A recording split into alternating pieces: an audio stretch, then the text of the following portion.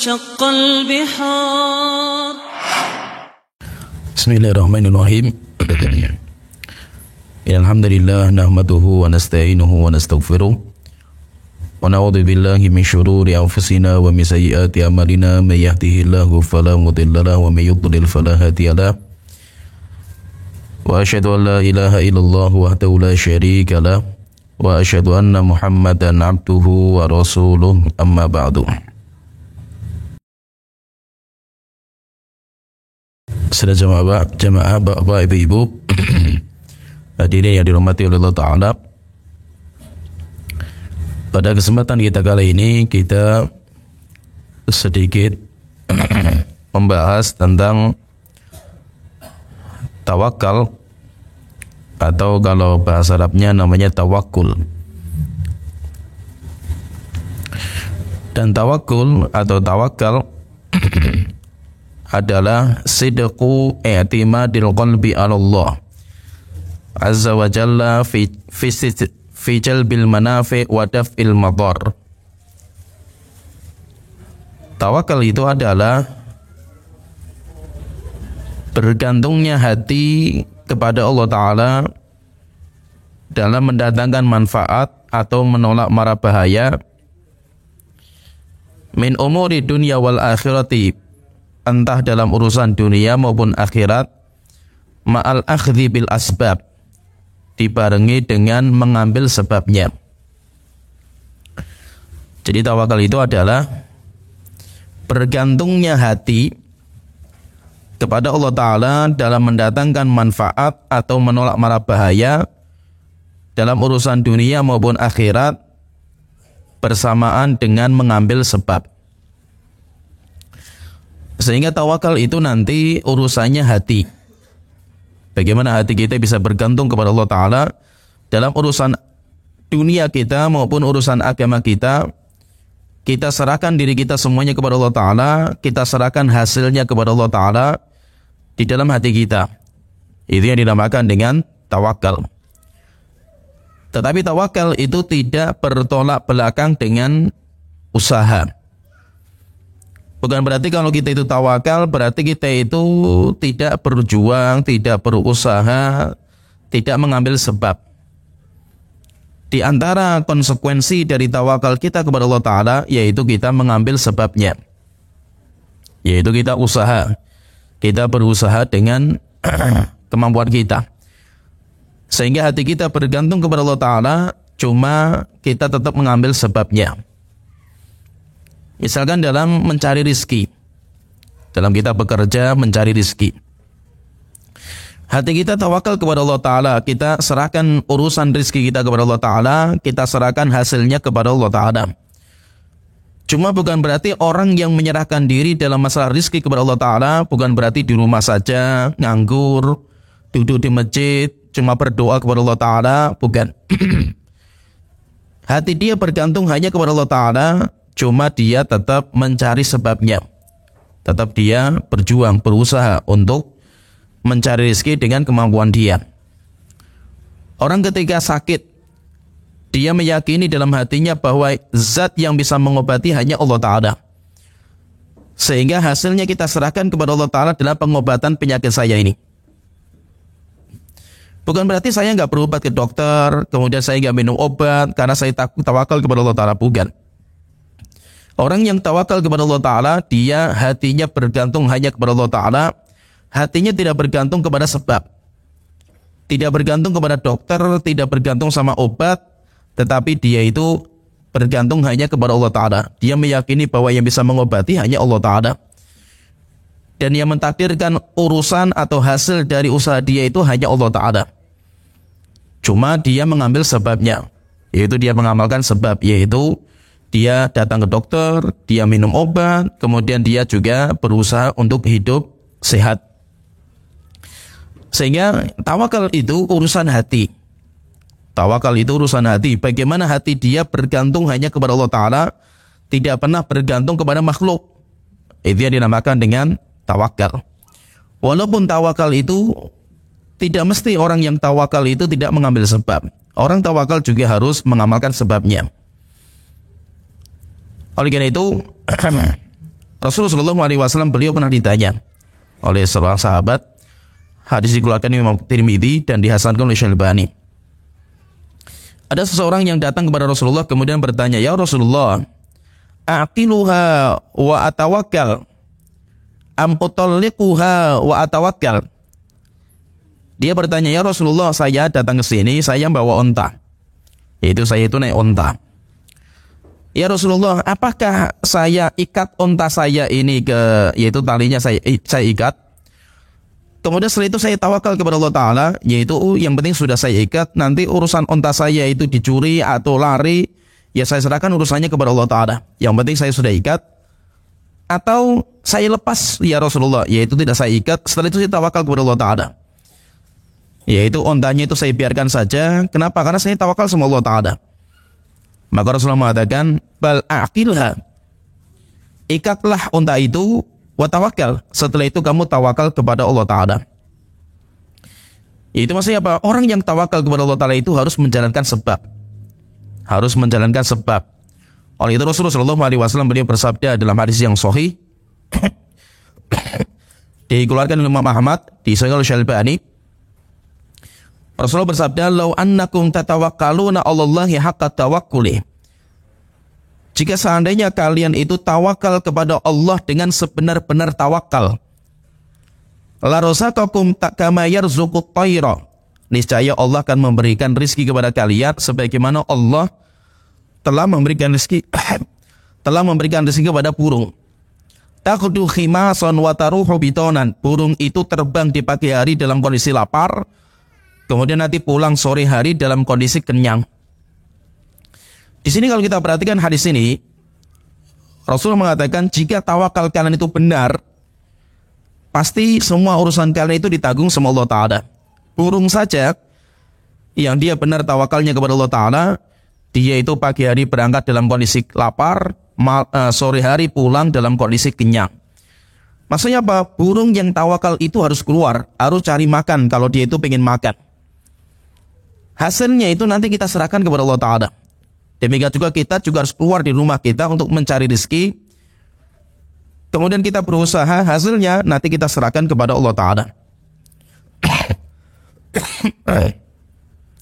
Maksudnya di sini orang yang tawakal itu bukan orang yang nganggur, orang yang bergantung dengan takdir, orang yang tidak mau berusaha, bukan. Orang yang tawakal itu adalah orang yang mengambil sebab. Oleh karena itu Umar bin Khattab radhiyallahu anhu, beliau pernah melihat orang-orang haji dari Yaman. Umar melihat mereka itu kayak orang-orang kasihan mereka ini. Akhirnya ditanya sama Umar, wahai orang-orang Yaman, kenapa kok kondisi seperti ini kalian? Mengatakan, wahai Umar, kami tawakal kepada Allah Ta'ala, sehingga kami tidak membawa bekal, kami tidak membawa makan, kita tidak membawa modal, kita tidak membawa baju, kita kan tawakal kepada Allah Ta'ala. Maka Umar bin Khattab mengatakan, kalian bukan orang yang tawakal kalau seperti ini. Orang yang tawakal itu orang yang mengambil sebab, setelah itu dia serahkan urusannya kepada Allah Ta'ala. Sehingga intinya kita itu tawakal kepada Allah Ta'ala itu kita serahkan urusan kita kepada Allah Ta'ala. Demikian juga hasil dari jerih payah kita kepada Allah Ta'ala. Yang penting kita sudah berusaha, nanti hasilnya kita serahkan kepada Allah Ta'ala. Dan pasti kalau kita itu tawakal kepada Allah Ta'ala, pasti Allah akan menjamin rezeki kita, akan menjamin urusan kita di dunia maupun di hari kiamat, akan dijamin semuanya sama Allah Ta'ala. Baik, itu kalau kita perhatikan tawakal ini penting sekali. Dan di Al-Quran, kalau kita membaca Al-Quran, Allah menyebutkan banyak sekali kondisi di mana kita itu diperintahkan untuk tawakal kepada Allah Ta'ala. Yaitu banyak sekali kondisi-kondisi dalam kehidupan kita di mana kita itu harus tawakal kepada Allah Ta'ala. Kondisi yang pertama, dalam kita beriman kepada Allah Ta'ala. Dalam kita beriman kepada Allah Ta'ala, kita nggak akan bisa, iman kita tidak akan tegak tanpa kita tawakal kepada Allah Ta'ala. Sehingga seakan-akan tawakal itu jadi syarat. Tawakal itu jadi syarat sempurnanya keimanan kita. Sebagaimana Allah Ta'ala berfirman dalam surat Al-Ma'idah ayat 22. Wa 'alallahi fatawakkalu in kuntum mu'minin. Kepada Allah lah kalian hendaknya bertawakal jika kalian beriman. Di sini syaratkan in kuntum mu'minin, jika kalian beriman, menunjukkan bahwa iman kalian tidak akan sah kalau kalian tidak tawakal hanya kepada Allah Ta'ala. Kemudian kedua, makom yang kedua, kedudukan yang kedua, kondisi yang kedua di mana kita itu diperintahkan tawakal di dalam kita beribadah kepada Allah Ta'ala. Dalam kita beribadah kepada Allah Ta'ala nggak akan bisa kita ibadah kalau kita nggak bergantung kepada Allah Ta'ala. Oleh itu Allah Ta'ala berfirman dalam surat Hud ayat 123, fa'buduhu wa tawakkal alaihi. Sembahlah Allah dan tawakallah kepadanya. Perintah tawakal ini setelah ibadah. Kenapa? Karena ibadah tidak akan tegak tanpa kita tawakal kepada Allah Ta'ala. Kemudian yang ketiga, dalam kondisi dakwah, yaitu dalam keadaan kita sedang berdakwah kepada Allah Ta'ala, serahkan urusannya kepada Allah Ta'ala. Kita berusaha, kita semaksimal mungkin kita mendakwai orang, hasilnya kita serahkan kepada Allah Ta'ala. Allah Ta'ala berfirman dalam surat At-Taubah ayat 129, fa in tawallau faqul hasbiyallahu la ilaha illa huwa alaihi tawakkaltu wa huwa rabbul arsyil azim. Para nabi dan rasul ketika mereka berdakwah, apa kata mereka? Fa in tawallau, wahai nabi dan rasul, jika mereka berpaling, umat kamu tidak beriman, faqul, katakan, hasbiyallah, cukuplah Allah sebagai penolongku. La ilaha illa huwa, tiada sesembahan yang berhak disembah kecuali hanya Dia. Alaihi tawakkaltu, hanya kepadanya lah saya itu bertawakal. Wa huwa rabbul arsyil azim, dan Allah zat pemilik arsy yang besar. Kemudian yang keempat, kondisi yang keempat, ketika kita sedang mencari rezeki. Ketika kita sedang mencari rezeki itu, serahkan diri kita itu urusannya kepada Allah Ta'ala. Allah Ta'ala berfirman dalam surat At-Tolak ayat kedua sampai ketiga, wa may yattaqillaha yaj'al lahu makhraja. Siapa yang bertakwa kepada Allah Ta'ala, pasti Allah akan memberikan jalan keluar yang terbaik dalam semua urusannya. Bukan berarti orang yang bertakwa itu nggak punya masalah. Orang yang bertakwa itu banyak masalah. Nabi Muhammad saja banyak masalah. Cuma bedanya kalau orang yang bertakwa itu setiap ada masalah, Allah memberikan jalan keluar yang terbaik. Wa yarzuquhu min haitsu la yahtasib, dan Allah akan memberikan rezeki tanpa disangka-sangka. Wa may yatawakkal 'alallahi fahuwa hasbuh. Dan siapa yang bertawakal kepada Allah Ta'ala, Allah akan mencukupi semua. Semua kebutuhan kita akan dicukupi sama Allah Ta'ala. Kemudian yang kelima, kondisi yang kelima, kita harus tawakal di dalam menghadapi musibah dan ujian. Demikian juga takdir yang Allah Ta'ala tetapkan untuk kita. Sebagaimana Allah Ta'ala berfirman dalam surat Syura ayat ke-10, wa makhtalaftum fihi min syai'in fa hukmuhu ila Allah, dzalikumullahu rabbi alaihi tawakkaltu wa ilaihi unib.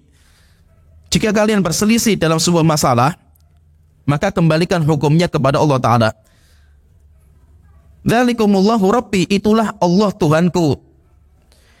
Alaihi tawakkaltu, dan saya bertawakal hanya kepadanya. Wa ilaihi unib, dan saya kembali kepada Allah Ta'ala dalam semua urusan saya. Yaitu ketika kita itu berselisih, kemudian kita itu mendapatkan musibah, atau kita itu dicaci maki, atau kita dihujat, maka semuanya itu urusannya itu serahkan kepada Allah Ta'ala. Kemudian yang keenam, dalam hijrah, demikian juga dalam jihad kita. Termasuk kita sedang hijrah. Kita dulu orang awam, kita bergelimang dosa dan maksiat, kita tidak kenal sunnah. Setelah itu kita alhamdulillah mendapatkan hidayah. Setelah itu kita mengenal sunnah. Kalau kita tidak tawakal kepada Allah Ta'ala, serahkan urusan kita kepada Allah Ta'ala, mudah sekali kita itu lengser, mudah sekali kita tergelincir lagi. Oleh itu Allah Ta'ala berfirman dalam surat An-Nahl ayat 41 sampai 42, walladzina hajaru fillahi min ba'di ma dzulimu, orang-orang yang mereka hijrah kepada kami, kembali kepada kami, min ba'di ma dzulimu, setelah mereka itu dizalimi, mereka zalim dan mereka dizalimi, lanubawwi annahu fid dunya hasanah, akan kami berikan tempat tinggal terbaik bagi mereka di dunia, wala ajrul akhirati akbar, dan pahala hari kiamat lebih besar. Lau kanu ya'lamun, jika seandainya mereka itu mengetahui. Alladzina sabaru wa ala rabbihim yatawakkalun, siapa mereka itu yang berhak mendapatkan seperti ini? Mereka itu adalah orang-orang yang sabar, dan mereka adalah orang-orang yang tawakal hanya kepada Allah Ta'ala. Kemudian yang terakhir, kondisi yang terakhir adalah tawakal dalam semua urusan. Dalam semua urusan kita, hendaknya kita itu kembalikan urusannya kepada Allah Ta'ala. Sebagaimana Allah Ta'ala berfirman dalam surat Al-Imran ayat ke-159, فَإِذَا عَزَمْتَ فَتَوَكَّلْ عَلَى اللَّهِ. Jika kamu pengen mengamalkan sebuah aktivitas, tawakallah kepada Allah Ta'ala. Innallaha yuhibbul mutawakkilin. Sesungguhnya Allah mencintai orang-orang yang tawakal. Sehingga intinya di sini sinajamanya dirahmati Allah Ta'ala, dalam semua kondisi kita harus kita serahkan urusan kita semuanya kepada Allah Ta'ala.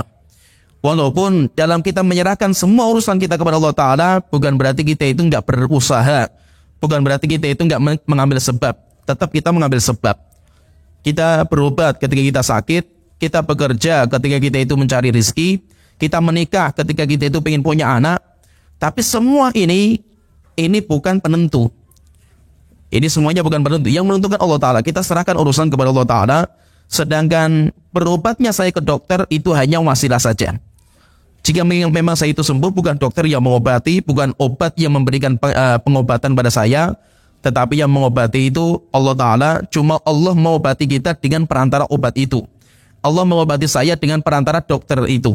Itu namanya orang-orang yang tawakal. Dia tidak pernah bergantung sama dokter.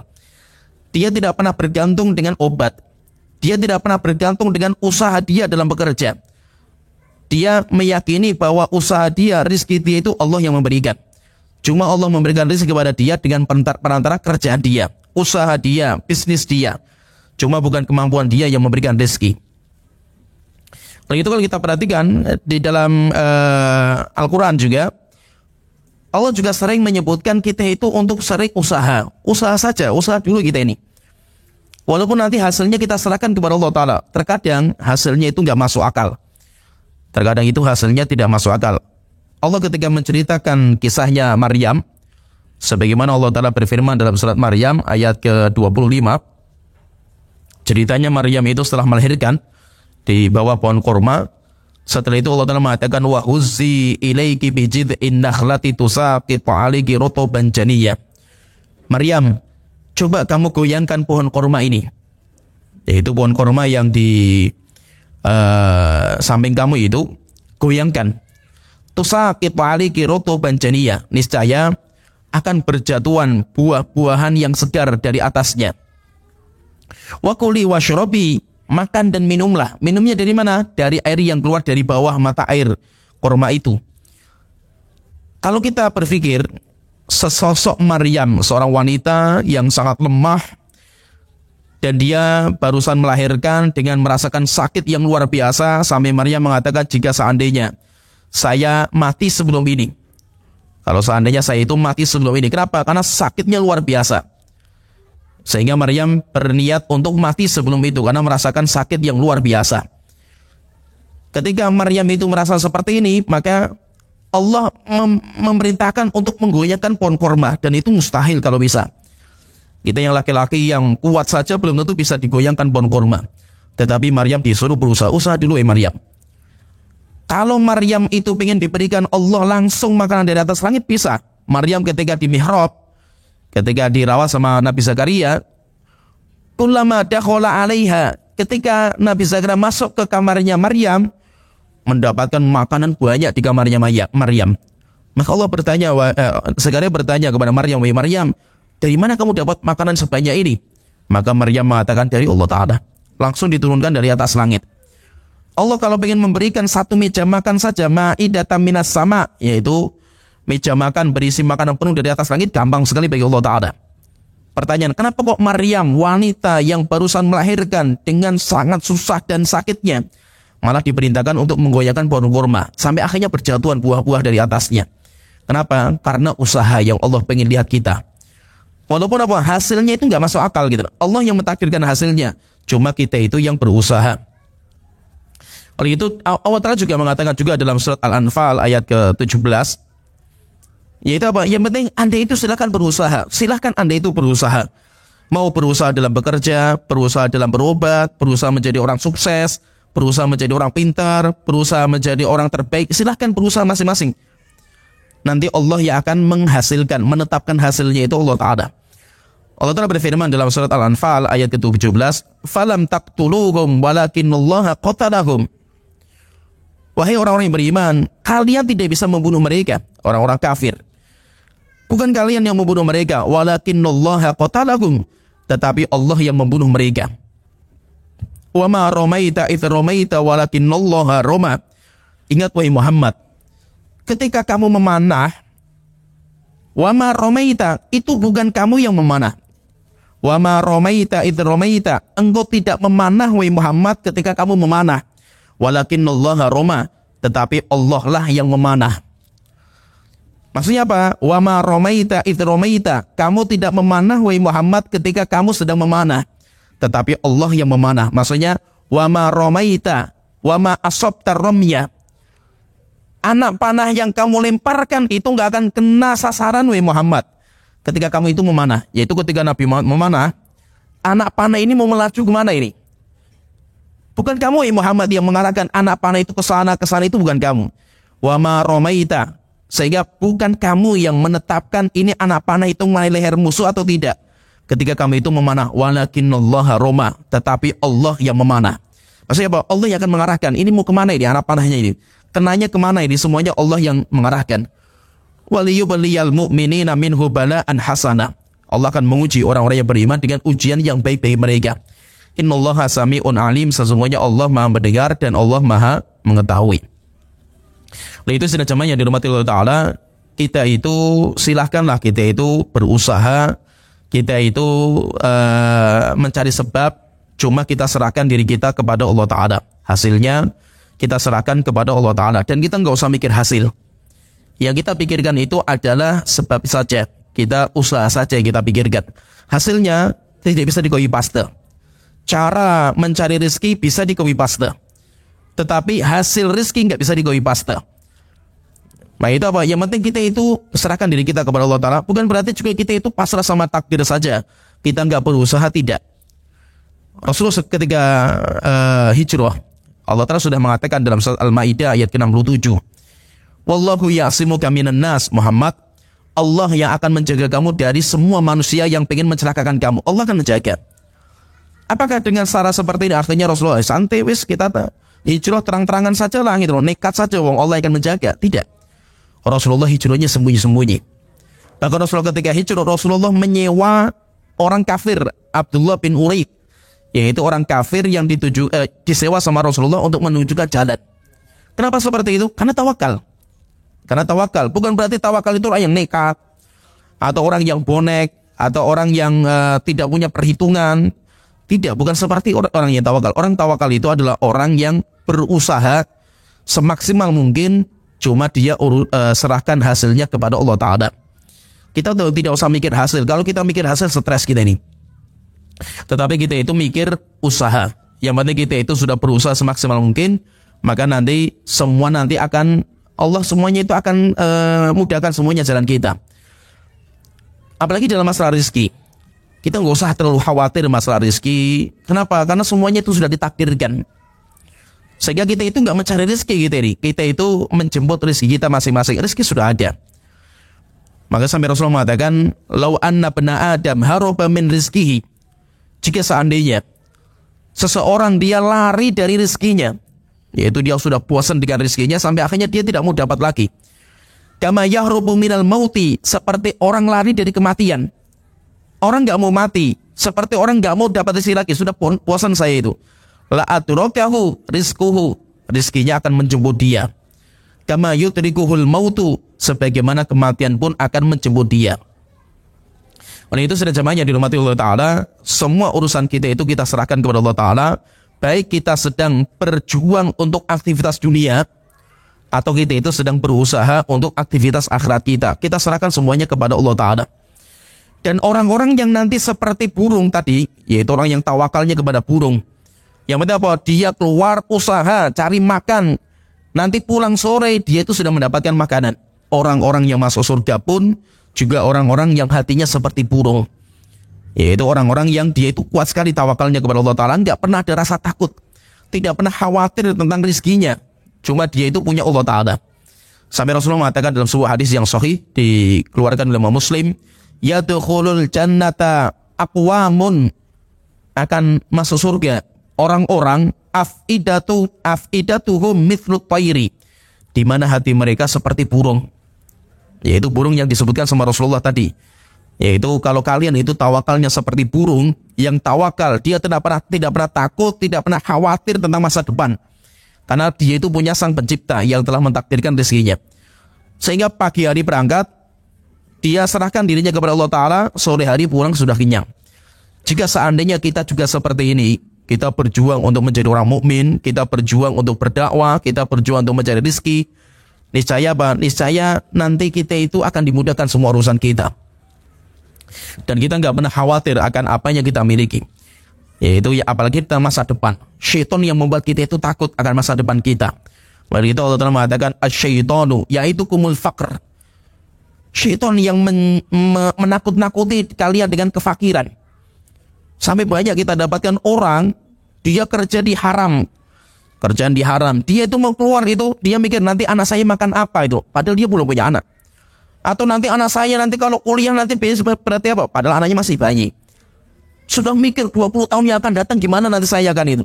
Kenapa seperti itu? Syaitan yang membuat kita itu yaitu khawatir yang berlebihan tentang masa depan.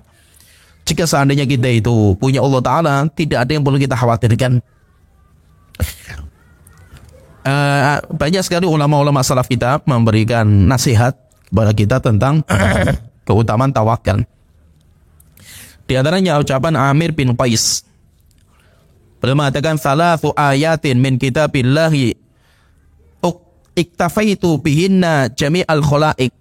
Beliau mengatakan ada 3 ayat dalam Al-Quran.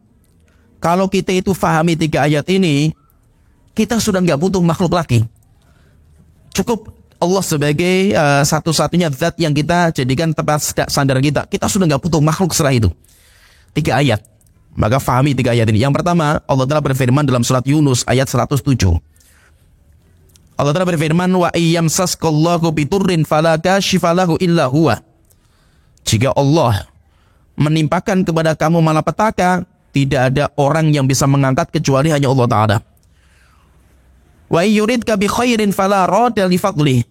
Jika Allah menetapkan kepada kamu kebaikan, enggak ada satu orang pun yang bisa menahan kebaikan itu. Ini yang pertama. Ayat yang pertama. Kalau kita faham 3 ayat ini, kita sudah enggak butuh makhluk. Kita enggak perlu khawatir sama makhluk sama sekali. Karena kita masih punya Allah Ta'ala. Ayat yang kedua di dalam surat Fatir ayat kedua. Ma yaftahillahu lin-nasi min rahmatin fala mumsika laha. Tidaklah Allah membuka rahmat kepada seseorang. Ada seseorang yang Allah bukakan rahmat kepadanya, kemudian datang orang yang bisa menahannya. Wa may yumsik fala mursila lahu min ba'dihi. Dan kalau Allah sudah menahan sesuatu dari seseorang, maka tidak ada seorang pun yang bisa mendatangkan sesuatu itu. Wa huwal azizul hakim, dan Allah Maha perkasa dan Allah Maha bijaksana. Yang ketiga kata beliau, yang ketiga yang terakhir dalam surat Hud ayat ke-6.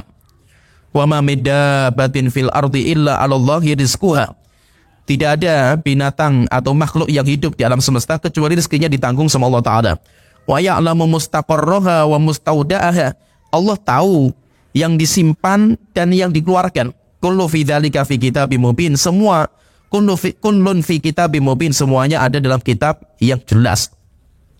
Sehingga kata beliau mengatakan 3 ayat ini, kalau kita fahami benar-benar, kita sudah enggak pernah bergantung sama makhluk. Kita hanya bergantung kepada Allah Ta'ala.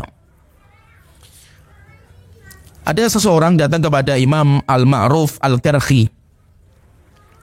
Dia mengatakan ausini. Jadi ada orang datang kepada beliau seorang ahli ibadah. Namanya Ma'ruf Al-Karhi.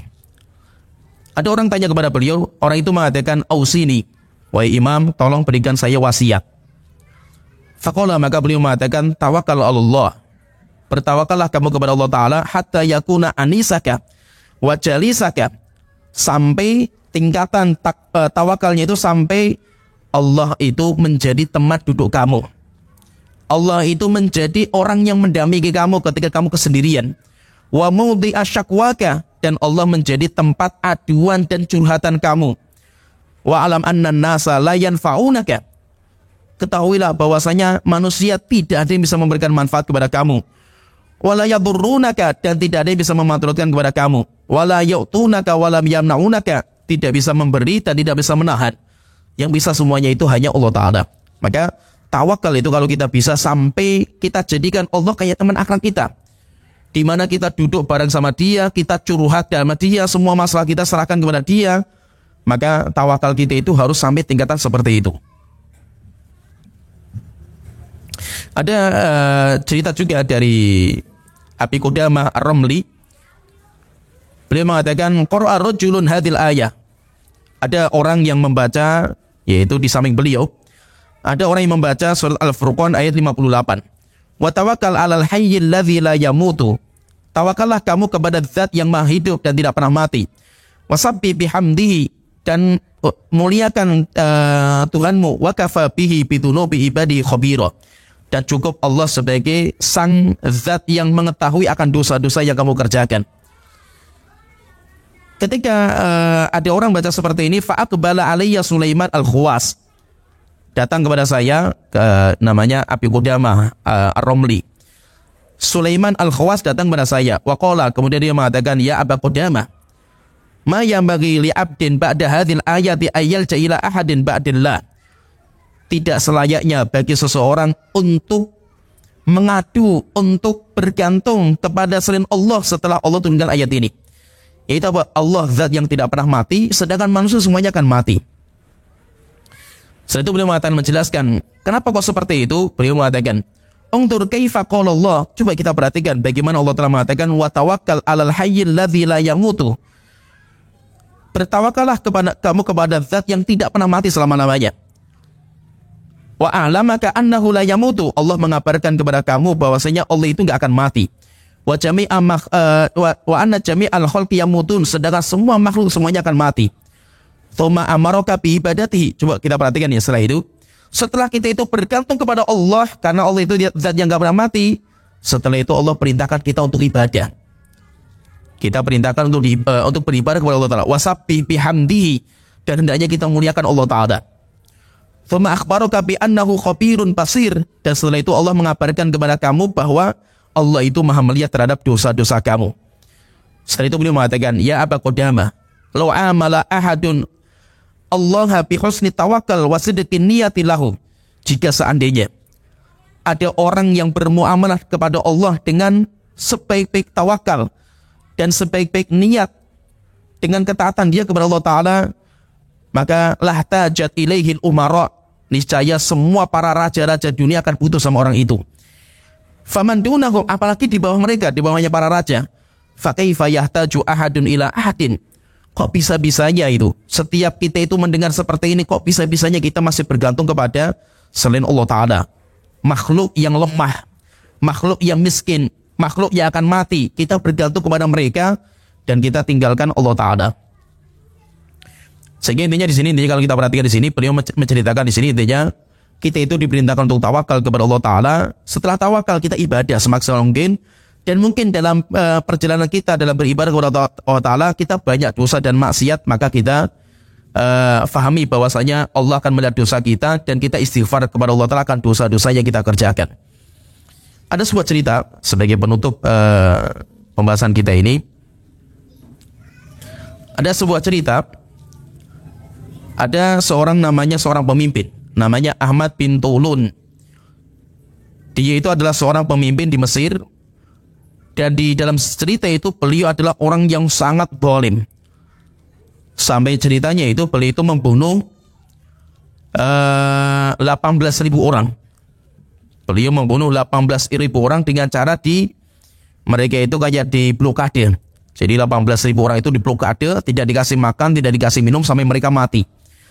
Dan itu merupakan cara menyiksa orang yang paling keji itu dengan cara seperti itu. Enggak dibunuh langsung, enggak, tetapi dibiarkan sampai mereka mati semuanya.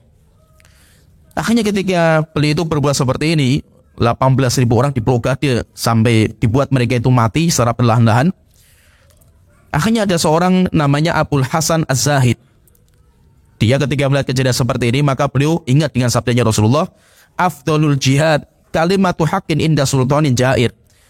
Jihad yang paling utama, yang paling sempurna adalah ucapan yang hak yang disampaikan kepada seorang pemimpin yang zalim. Akhirnya dia, yaitu Abul Hasan Az-Zahid ini, mendatangi Ahmad bin Tulun. Didatangi, 4 mata datangi ke istana kerajaan. Setelah itu dia mengatakan, innaka dzalamtar ra'iyah. Wahai pemimpin, engkau telah menzalimi masyarakat kamu. Wa fa'alta kadza wa kadza, engkau telah berbuat seperti ini dan seperti ini. Setelah itu diingatkan, ingat bahwasanya azab Allah itu mengerikan. Akhirnya ketika mendapatkan seperti ini, Ibnu Talum murka dengan kemurkaan yang luar biasa. Akhirnya dia mengatakan kepada para prajurit, tangkap orang ini. Setelah itu ditangkap, kemudian setelah itu dia diseret orang ini, yaitu Abul Hasan Az-Zahid ini diseret di sebuah lapangan. Kemudian ketika sudah diseret di situ, taruh di situ, setelah itu orang-orang pada melihat, disuruh melihat orang itu. Bagaimana Ahmad bin Tolun ini akan menyiksa Abul Hasan ini. Ketika sudah ditaruh di situ, orang-orang sudah pada melihat. Setelah itu, Ahmad bin Tolun memerintahkan kepada prajurit untuk melepas singa lapar. Singa yang sudah kelaparan. Akhirnya singa yang kelaparan ini ketika dilepas dari kandang, maka langsung dia keluar dengan saking laparnya, mencari mangsa yang bisa dimangsa. Rupanya di depan dia, di depan singa itu ada Abul Hasan Az-Zahid ini. Apa yang dikerjakan sama Abul Hasan Az-Zahid? Dia cuma duduk saja. Dia cuma santai, tenang, tanpa ada rasa khawatir dan takut. Sampai akhirnya singa itu mendekat. Ketika singa itu mendekat, dia sudah mulai mencium Abul Hasan ini. Ketika mencium, dia mau menerkam, tapi dia itu kayak bingung, yaitu singanya itu kayak orang bingung. Singanya itu kayak orang bingung. Yaitu kayak mencium, pergi lagi, kemudian kesana lagi, kayak bingung ini. Lama-lama rupanya singa itu pergi. Ketika pergi, semua orang takjub semua melihat kejadian ini. Sampai akhirnya Ibnu Talun, yaitu pemimpin yang zalim ini, maka dia itu datang kepada Abul Hasan. Kemudian dia itu bertanya, Fima kunta tufakkir wal asadu indaka. Wahai Abul Hasan, saya ingin bertanya, ketika tadi singa mendekat kepada kamu, yaitu mendekat kepada kamu itu, apa yang kamu pikirkan? Wa anta la taltafitu ilaihi. Anehnya itu kamu tidak melihat singa itu, tenang saja kamu itu kayak orang tenang, santai gitu. Padahal singa itu mendekat, dan apa yang kamu pikirkan itu? Maka beliau mengatakan, kuntu ufakkiru fi li'abil asad. Yang saya pikirkan itu cuma air liurnya singa ini najis atau tidak.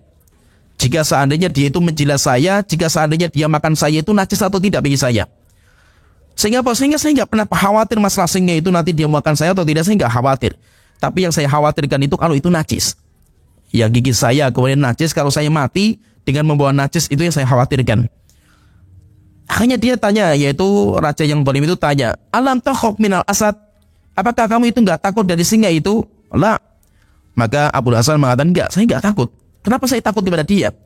Innallaha qad kafani dzalika. Yang perlu saya takut itu Allah. Alhamdulillah Allah sudah mencukupi urusan saya semua. Alisallahu qad qala, bukankah Allah sudah mengatakan dalam surat Az-Zumar ayat 36, Alisallahu bikafin abda. Bukankah Allah yang telah mencukupi semua perkara hambanya? Bukankah Allah juga berfirman dalam surat At-Tolak ayat ketiga, wa may yatawakkal 'alallahi fahuwa hasbuh. Jika seandainya kalian bertawakal kepada Allah Ta'ala, maka Allah akan menjadi pencukup. Allah akan cukupi semua kebutuhan kamu. Sehingga kalau seandainya Allah berjanji seperti ini, terus ngapain saya khawatir gitu? Nggak ada yang perlu saya khawatirkan gitu. Sehingga apa? Sehingga ketika kita itu tawakal kepada Allah itu tinggi sekali, nggak ada yang perlu kita khawatirkan. Tidak ada yang perlu kita takutkan. Kenapa? Karena kita punya Allah Ta'ala. Kita punya zat yang maha hidup, kita zat yang kaya raya, zat yang memiliki semuanya, sehingga tidak ada yang perlu kita khawatirkan. Kalau seandainya kita itu baik, dan kita itu sudah berusaha semaksimal mungkin, pasti Allah itu akan memudahkan semua urusan kita. Sampai ada cerita ya, saya lanjut sedikit ya cerita. Di dalam Sahih Bukhari, sahih riwayatnya itu, ceritanya itu ada seorang Bani Israel, 2 orang. Dan orangnya itu soleh semua, orang baik semua duanya itu. Dan itu mereka itu teman akrab. Maka suatu ketika yang satu orang itu lagi terdesak uang. Akhirnya dia itu pinjam sama temannya 1.000 dinar. Uang emas. Setelah itu kata temannya mengatakan, enggak apa-apa saya pinjami, tapi saya butuh saksi. Akhirnya temannya mengatakan, kafa billahi syahidan. Bukankah Allah cukup sebagai saksi kita? Akhirnya dia mengatakan, iya. Saya butuh kafil sajalah, penjamin. Maka dia mengatakan lagi, kafa billahi kafilan. Bukankah Allah cukup sebagai kafil bagi kita? Akhirnya temannya mengatakan, sodaqta, benar. Ucapan kamu itu benar. Semuanya orang baik, kecuali kalau kita belum tahu ini orang baik atau tidak gitu. Akhirnya setelah itu diberikanlah uang itu, sampai akhirnya dipakai. Ketika sudah datang masa mengembalikan, sudah kumpulkan dia itu uangnya, yaitu 1.000 dinar tadi sudah dikumpulkan sesuai dengan hari yang ditetapkan. Jadi jatuh temponya tanggal sekian, maka dia sudah kumpulkan untuk membayar jatuh temponya itu. Akhirnya dia itu pergi ke sebuah laut, karena temannya itu, saudaranya itu berada di seberang. Dia kalau pengen ke sana itu harus menyeberang dulu. Akhirnya dia itu mengelilingi tempat itu mencari kapal yang menyeberang, nggak ada sama sekali. Dia bingung, ini uang sudah disiapkan dan dia mau kembalikan, bukan orang yang dia itu orang yang curang terhadap hutang piutang, bukan. Akhirnya dia bingung, ini nggak ada kapal yang berlayar dan ini adalah hari di mana saya harus membayar. Akhirnya dia itu tidak ada cara kecuali dia mengambil sebuah kayu. Ada kayu di depan dia. Setelah itu kayunya itu dilubangi sama dia, kemudian duitnya dimasukkan ke situ, kemudian dia ngambil sebuah kertas, dibungkus dalam plastik, setelah itu ditulis di kertas itu. Kertasnya itu tulisannya mengatakan Allah, yaitu ada tulisan, kemudian ketika itu nanti dibaca, tulisannya akan dibaca, nanti saya bacakan tulisannya itu. Ketika sudah ditulis, intinya tulis ini adalah harta dari si fulan, di mana saya dulu pernah hutang kepada kamu, ini saya bayar. Setelah itu diletakkanlah itu, ditutup lagi dengan kayu, kemudian dia mengatakan, Allahumma innaka ta'lam, Tuhanku, engkau telah mengetahui, anni tasallaftu fulanan alfa dinarin, bahwa saya telah berhutang dari si fulan, orang soleh, orang baik. Saya telah berhutang dari beliau 1.000 dinar, dan beliau tanya kepada saya, apakah kita mencari saksi? Saya katakan, Allah sebagai saksinya. Kemudian dia mengatakan, apakah kita akan mencari kafil, yaitu penjamin? Maka saya katakan, Allah sebagai penjaminnya. Dan orang itu setuju. Dan saya jadikan engkau Tuhanku sebagai saksi saya dan penjamin saya. Wa inni jahatu an ajidu markaban. Saya bukan orang yang pengen mengemplang hutang, wahai Tuhanku. Saya sudah berjuang untuk mencari kapal yang berlayar. Dan saya tidak mendapatkan, wahai Tuhanku. Maka tolong, wahai Tuhanku, serahkan harta ini kepada saudara saya. Setelah itu apa? Kayunya dibuang sama dia di laut. Sampai akhirnya setelah itu pulang. Rupanya subhanallah itu, qadarullah pas waktu itu, saudaranya itu yang memberikan piutang, dia juga sedang yaitu di pantai atau di pelabuhan menunggu temannya itu datang. Kenapa? Karena dia sudah berjanji temannya akan datang, dan temannya orang baik, tidak akan ingkar janji. Sehingga dia menanti datang temannya itu di pelabuhan. Subhanallah itu, temannya nggak datang. Setelah itu dia itu mendapatkan ada sebuah kayu yang mendekat kepada dia. Setelah itu kayunya diambil, setelah itu dia pulang, kemudian dipecah. Rupanya di dalamnya itu ada harta pas 1.000 seperti yang dia berikan kepada saudaranya. Kemudian di dalamnya itu dia mendapatkan sebuah surat. Ada sebuah surat. Dia mengatakan dalam suratnya, wallahi maziltu jahidan fi talabi markabin. Saudaraku, saya sudah berusaha untuk mencari kapal untuk mendatangi engkau, wahai saudaraku. Li'atiyaka, yaitu saya ingin mendatangi engkau. Fama wajadtu markaban. Saya tidak mendapatkan sebuah kapal qabla alladhi utitu fihi. Sehingga saya mengirim ini dan saya serahkan kepada Allah Ta'ala. Setelah itu saya biarkan nanti Allah yang akan menanggung semuanya. Subhanallah, pas sampai kepada dia. Setelah itu kapan suatu ketika mereka berkumpul, akhirnya temannya mengabarkan, alhamdulillah semua yang kamu inginkan sudah disampaikan kepada Allah Ta'ala. Harta yang kamu serahkan semuanya sudah sampai kepada saya. Kenapa? Karena Allah yang menyampaikan. Jadi intinya semuanya itu kita punya Allah Ta'ala. Ini yang sering terluputkan di kita, yaitu apa?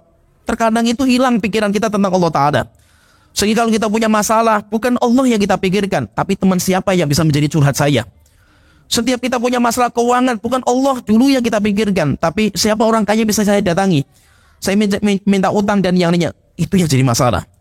Kenapa seperti ini kok sering terjadi di kita? Setiap kita sakit, bukan Allah dulu yang kita itu laporkan, tetapi langsung kita cari rumah sakit mana yang bisa ngobati saya. Kenapa kok sering sekali terluputkan Allah di pikiran kita ini? Karena kita itu nggak terlalu tawakal sama Allah Ta'ala.